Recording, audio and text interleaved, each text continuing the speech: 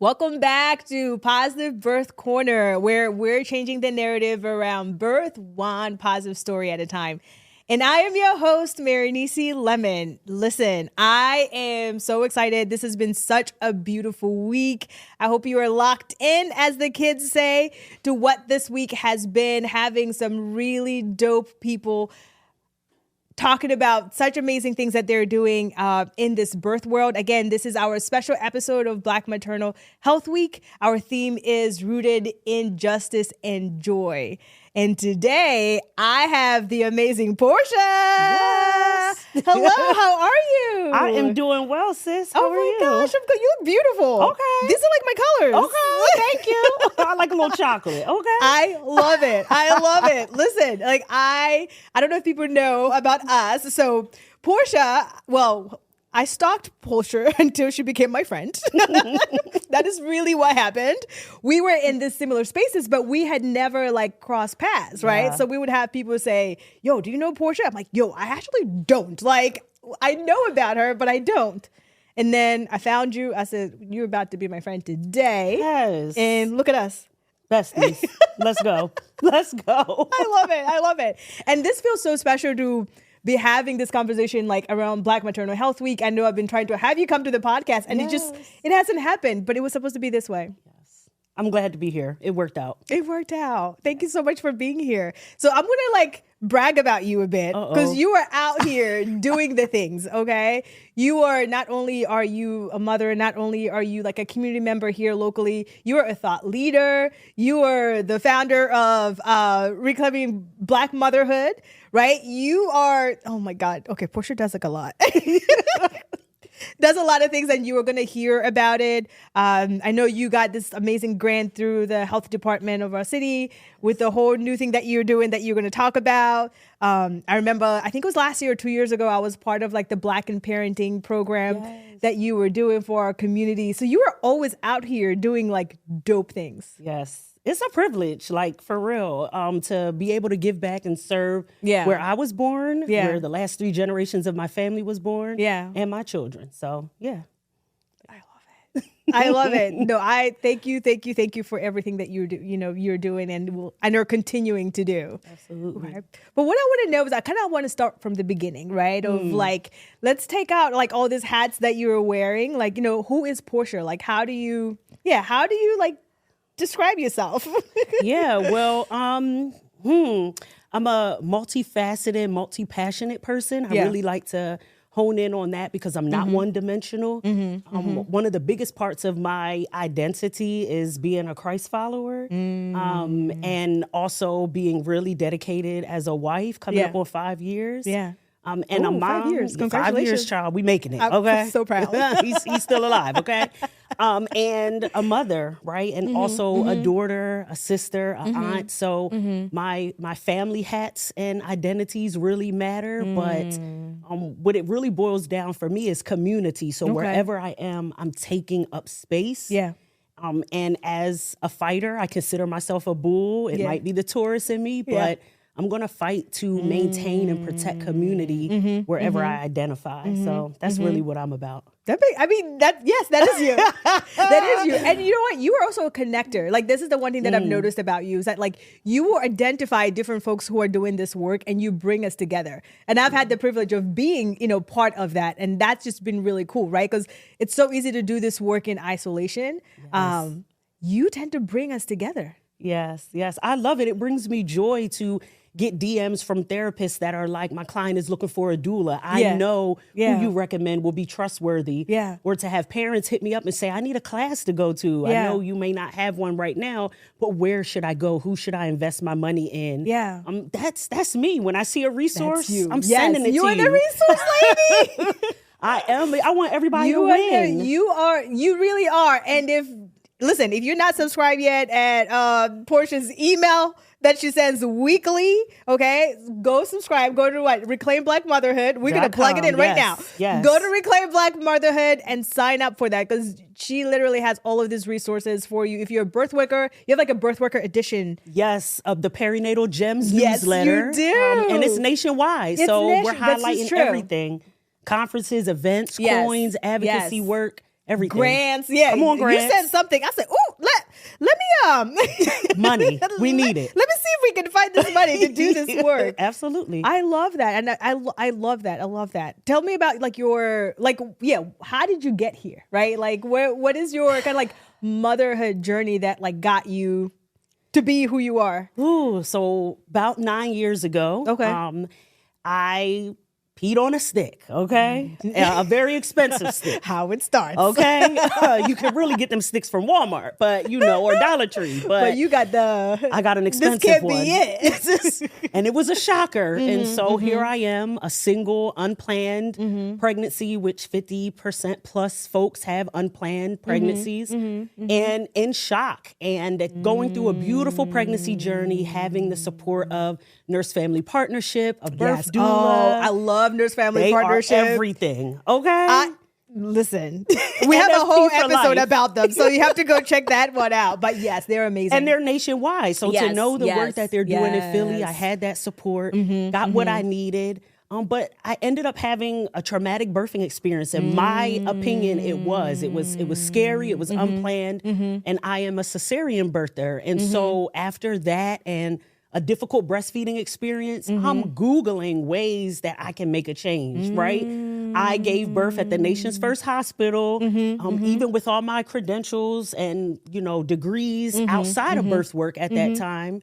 I said, I got to do something. So I hit up someone, got to shout her out, Naima Black, my mentor, my sister, my friend. And she encouraged me, if you want to get involved, you want to make a change for Black birthers, have you considered doing this work? And so I started off training as a breastfeeding peer counselor. Okay. The area I was struggling in. Yeah. Okay. Right. But I can get babies to latch still to this day without even touching them. Okay. That's just the power of this work. Yes. And so that's how I really got started with breastfeeding peer counseling, doula training with pals at Penn, and immediately got into this work with a baby on my hip, going to events, speaking at events, supporting births as I was still actively healing even from my birth journey. So yeah, that's what really got the fire lit in me. I don't think I knew that.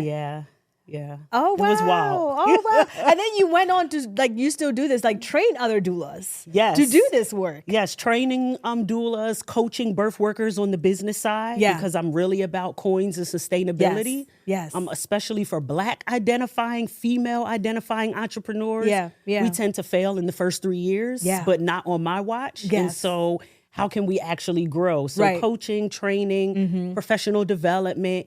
We have since moved into a consultancy where we do research, training, and consulting more than I do birth work. So I'm technically in retirement. You're not in labor room? No, I'm retired. Yo, so Salima, we had Salima here for the first episode. She was in labor room. Yeah. Recently. I said, go ahead. Yeah, don't call me. I mean, I will help coach you, prepare you. I do consults.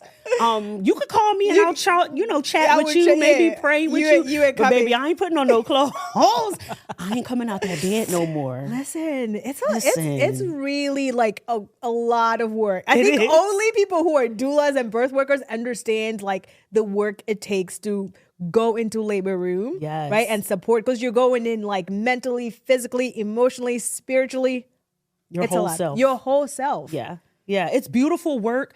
But just in the season that I was in, I needed to adjust to be a family focus. For sure. And cultivating a new marriage. So I'm no longer a single mom, but cultivating a new marriage, having a new baby. Yeah. And being a home educator, right? So they're with me full time and I'm taking care of their needs while running a business. That's how I can best do the work. Yeah. And while being outside of the labor room. Yeah. No, that makes sense. I think that's what I love about this work is that it really different seasons, it brings up different things. Absolutely. Right? Because I do remember, I don't know if you remember this, you did some sessions with me. Yes. Talking about business, because I was kind of at that place where my babies were really young. And I was like, I cannot be in and out of labor room. I didn't want to stop completely, but I'm like, how do I continue doing this work? Because I don't want to leave, right? Yes. We know, how you said, we know that there's a lot of burnout in this work, right? So we're like, how do I continue to do this work that is sustainable, that feels true to where I'm at in my life, right? In this season of life. And I had sessions with you and it was life-changing. Oh, come on. Look at me being a coach. Look at you being a coach out here. And you are a successful, established nationally known childbirth educator to this day. And I had a little something to do with that. Yes, you did. You did. We need to give you your flowers. No, I appreciate it. I'm really so grateful till today. It has definitely changed the way I think about, this work, right? How do you run a business in a way that is sustainable? And yes. And you're doing it. I appreciate it. Yes, absolutely. So your second baby, right? So you were a doula. You were now really immersed in this field, and now you're pregnant with your second baby, which was definitely very different. Yes. I know that because I got the privilege to be there. Yes. To be part of that, to be part of that journey. Talk to us about that. Yeah, so honeymoon baby, second unplanned pregnancy. Okay, so they do happen again. But this time it was a little bit different because I had gotten diagnosed with chronic hypertension just beforehand. And I'm chalking it up like I'm stressed. I'm taking care of a sick granny. I'm getting married. It's a lot going on. Yeah. And so beautiful pregnancy, a lot of great support. But definitely has some challenges, had a preeclampsia diagnosis, mental health challenges, postpartum depression and anxiety. But this time I knew where to get help. I was plugged in. I was trained in certain areas. I had my care team waiting for me, right? And so that's when when I was early in the pregnancy, I was supporting my last birth. And I was like, baby, this is it. Okay, I know this is it. So just being a couple years older, being closer to 40, having to exclusive pump again because my babies did not latch on the breast. It was just a different set of challenges. But it caused me to focus in on the work in a different way. So that's when I officially retired, stepped away and said, I can have more impact. Teaching, training, and research too is really popping in this field. Yeah. And so that's kind of when I made that shift and began to focus inward, keeping both of my girls home and nurturing them at the same time. Yeah.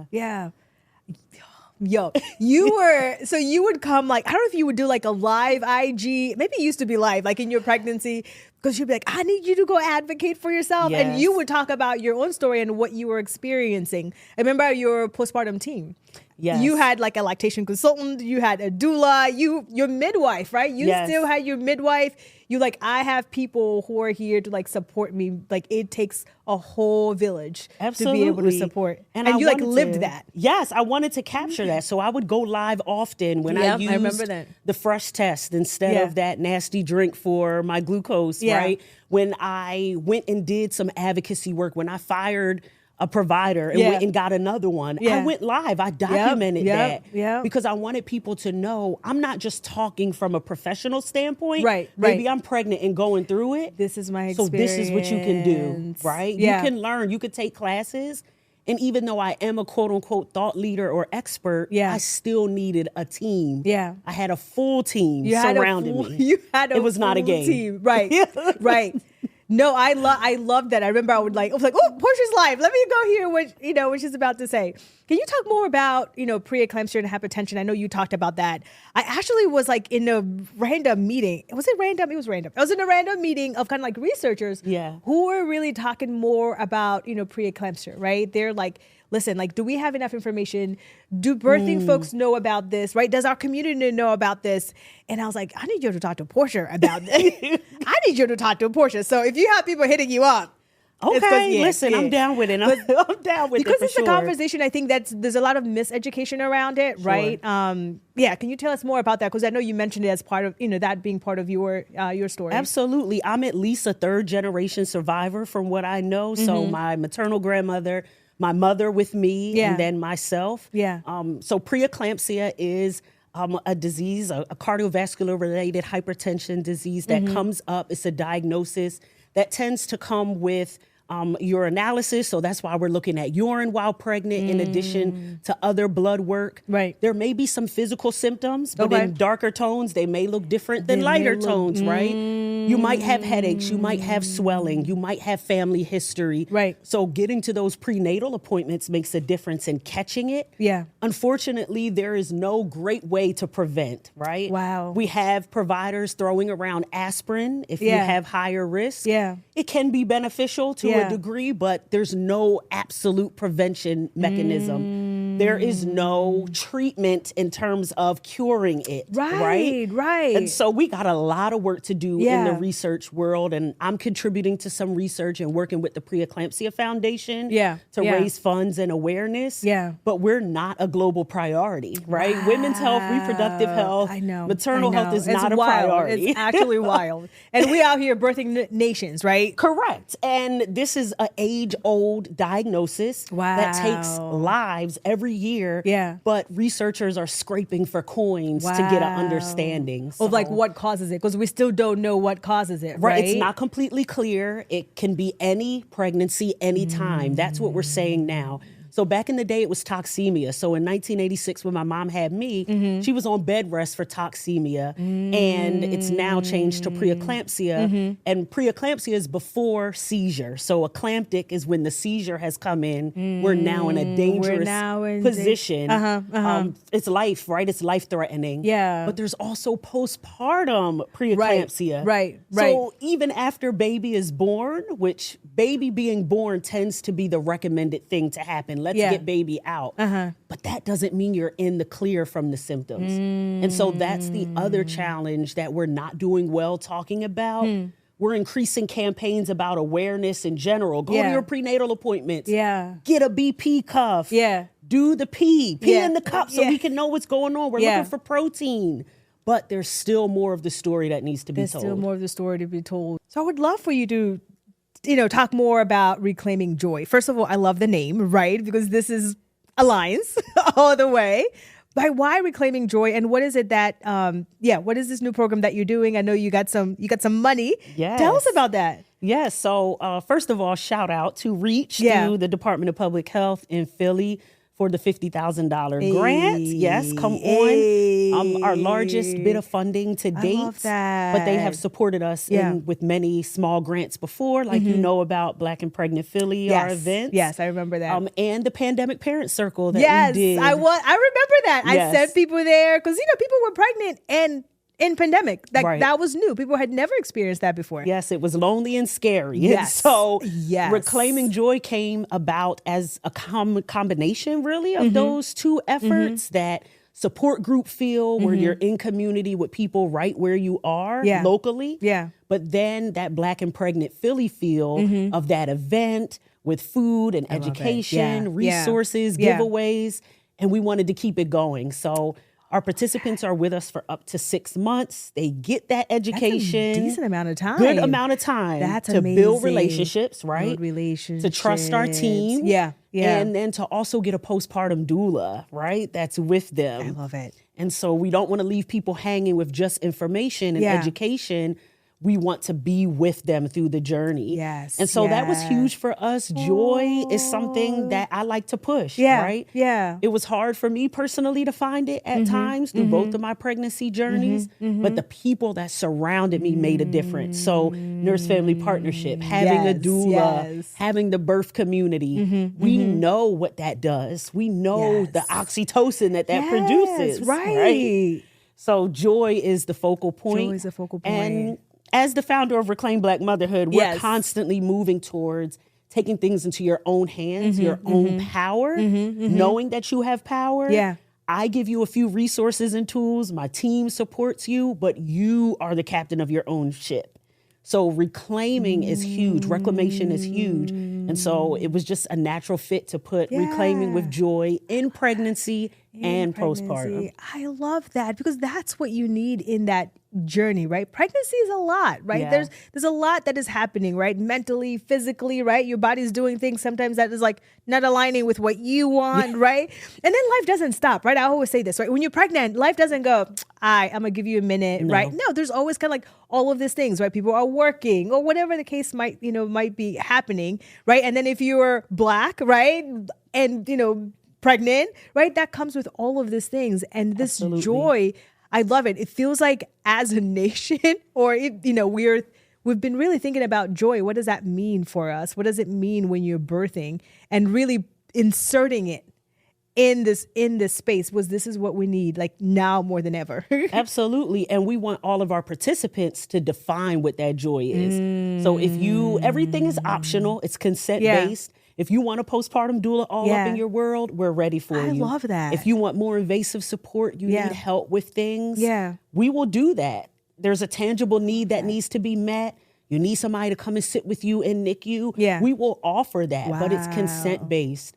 And so the beautiful thing is, though Black maternal health is at the forefront and people understand that, we are open to folks of all identities, gender, sexuality, and ethnic. And so we're a diverse group, right? That's really and cool. people value the work that we're doing at the expense and at the need of Black families. And they're like, listen, I need it too. Or my partner is Haitian. Can I get up in here too? Right? And we're like, come on, boo, because your children are Black. So come on in. We welcome you. We want you in here because, to be honest, the disparities are not just Black, right? This is true. They're all across the board, but we want to hold at the forefront Black bodies. And people respect that and they want to be a part of it. Wow. Yes. Wow. I love that. I love that. So I know you've been doing this for a bit now, right? Like, so I would love to hear a mini story of someone or a family, right, that you've supported in this program. Absolutely. So our families are with us for a good bit. Some will be up to 6 months, depending on their that's a due long date. time. Yes, we're with you second, third trimester, the transition, helping them find doulas if they need. For the birth part, we come in for postpartum, lactation, mental health, all the good things. And so one particular person that I can think about, we've built such a great relationship. We talk almost daily. And just an amazing mom, second timer, being a part of our program, and open, transparent, honest. And we've built a connection where she trusts me. So she recently gave birth, but before then I was prepping her with birth ball exercises and how to speak to her doula and sending gifts over, checking in on the dynamic with her other child, right? How are things going? What are you looking forward to? And so unfortunately, a situation did come up where the baby was having some breathing issues. She acted quickly, got the baby to the hospital. So, of course, I affirmed her, in the midst of difficulty, you acted. You're an amazing mother, right? You didn't just sit and let your gut tell you something, but you didn't move. You trusted yourself. Trusted her body. Wow. And that's huge. That's what we teach with the ACT curriculum. Trust your body, right? And so she did that. She moved. And because of that, it was potentially life-saving, giving a diagnosis. Wow. And so now baby's in NICU, and I'm like, let's breathe through it. Yeah. We weren't in control of this. Yeah. You acted the best way you could. Now let me support you. So hospital food ain't good, girl. Let me send you a DoorDash gift card. Let me check in on you. It ain't good. It ain't good. And you trying to breastfeed, I need you to have some good food. Do you have hydration by the bedside? What is the staff doing to support you? How's dad? How's your other child back at the house? What do you need? So we're texting daily. I'm getting pictures of baby and updates. Pictures. I'm like, I love pictures. Thank you. Oh, wow. That's not a requirement. Right. We're not invasive. Right. We don't force people to give us proof around what's going on in their life. But she trusts me. But she trusts you. And we have a rapport now. And she's met me face to face, and we kikied. And so that makes a difference to me, to know that people trust me and trust my brand, which really is me enough to invite me into their life, to invite me into their family. That's huge. That's huge. And to allow you to come in even when things, she senses something was happening with her baby and was able to reach out to you, right? In that moment, people can be hesitant to reach out. What are you going to think, right? When you think about even child welfare, are you going to think that I did something to my child? There's this fear of really getting help. Absolutely. Wow. And we listen and we don't judge literally, right? Yeah. But every way that I can, I'm just trying to affirm and encourage. Yeah. And then if she has a question, she comes to me. That is huge, in that the resources that I suggest, the things that I send to that family, they trust it because they trust the source. That's a powerful position to have in somebody's life that's building their family. So I don't take it for granted. And there's many other stories like that, but this one rises up the most for me. Yeah. Wow. Whoa. That's deep. That's deep. And I think, honestly, this is, why, I wanted you here. We wanted you to be part of this week because you are really doing very important work here, right? How many people have someone like you on their journey to support them, right? And back up with resources too, right? Because you are then hey, I'll get your postpartum doula. What? What? Yes. That is absolutely incredible. That is Thank absolutely. you. I'm so grateful for you. Thank you for the work that you're doing right here in our community. And again, you're not just doing this here. You are across the nation, ma'am. Yes. You are all, on all these places really doing beautiful work and making sure that, like, when we talk about this, like, Black, Maternal Health Week, when we talk about centering Black bodies and Black voices, like, you really do such an amazing representation of that. Oh, thank you. It's a privilege. It's a joy. It's a joy for me. So I'm glad to do that for others. Yeah, I live for it. I'm grateful. Okay, so we're going to finish up with a question that I've been asking everybody this week. Taking off all the hats that you wear, which is many, what is one thing that brings you joy? What's one thing that, like, something that you do or, show or whatever it might be that brings you joy? Yeah, so I have a regular fix of Black content creation that is positive and funny. Yeah. I love Black content creators. Yeah. Like, I get to scrolling. They're really creative. Really. And I'm like, I don't have the patience for this, but please entertain me from the comfort of my home with a robe on, okay? While I'm running from my toddler and going to the toilet. I be needing some help, okay? So I really do be hiding from them, laughing at reels.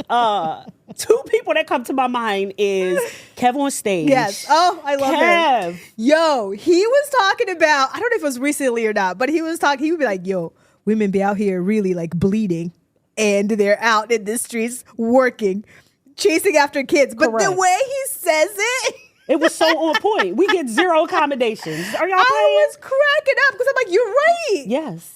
We have to just live. So he brings just humor to everyday things. Everyday things that the Black community will understand. He'll poke fun at other people and do responses. I love the rawness and realness and transparency about his journey with his wife, with his family, his sons, how they're growing up. Learned so much from him and his wife, Melissa, and just their marriage journey and reading their book. Like, that is my big brother for real. Like, Kev, I'm cracking we are friends. Hit me up. We're going to tag him on this podcast. Hit me up so we can talk about Black maternal health, okay? So he is one, but on the churchy, funny side, because I am a church girl and I like to laugh at us, is not Carlton Banks. Like, he plays so many roles in the church house, from the pastor to the first lady, to Brother Demetrius, to all the singers in the choir and the praise team, the little kids. And that just brings me so many flashbacks to the 90s, going to church in Philly, riding to Germantown, and just laughing at the old lady falling asleep, the usher that would pop you because you was talking in church. Like, just those things that I'm like, it takes me back to those good days. And it makes me laugh so much so that my kids know the newest theme song for Tips and Tea with Lady B on Friday. And it's just churchy goodness. So I be needing these particular content creators in my life. I love it. I have seen what you posted. I would be cracking up. I'm like, oh, look what Portia posted. Listen, I love it. Just trying to promote some joy. Yes. I love it. Well, thank you so much for being here. I am so grateful for you. Please go follow Reclaim Black Motherhood on social media. Sign up for this newsletter because it is going to change your life, I promise.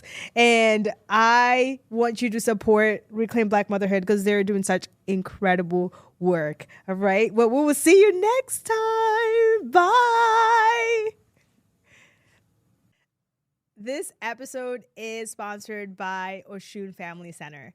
Oshun provides therapy for the culture through psychotherapy and holistic healing, including doula and lactation support.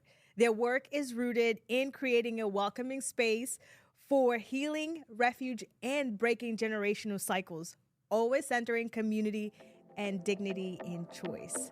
For more information, please check out Oshun at www.oshunfamilycenter.org.